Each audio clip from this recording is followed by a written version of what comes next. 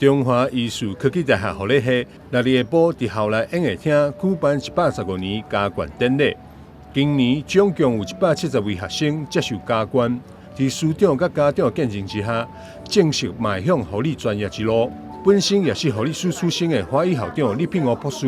也特別稱頌護理師的制服出席勉勵。今天大家看到我特別穿護士服出來，因為我自己就是護理背景，我是從小念專科，然後念博士，然後呢變成護理學教授，然後變成頂尖科學家。也就是說，護理這個行業它有很多發展。那我要特別跟各位媒體報告，我們學校的護理系在這1年來，我們做了很多改變，特別今嘛很缺人力，大家知道缺少人力，所以我們在護理學系、護理學院裡面放入很多 AI 的教學，節省人力。那很特別的是，我們今年115年，我們開始招收學士後護理系45名。那學士後護理系是一個從美國來的一個學制，就是說，如果有人對護理行業有興趣，他大學畢業，任何一種大學畢業，他都可以來接受2.5年的專業訓練，然後實習1016小時，他們就考的國考，就有機會成為護理師。那這是我們大台南地區第一個開的學士後護理系，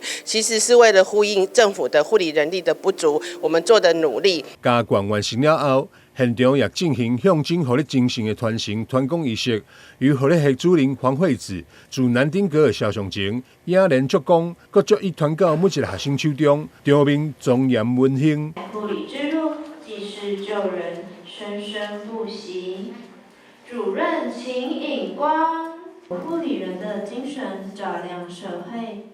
中華醫術科技大學表示，隨着高齡社會來臨，醫療需求持續增加，護理人才更加重要。中華醫大今年也正式成立學士後護理系，希望培育更多護理專業人才，投入醫療照護行列。但是新聞張偉忠採訪報道。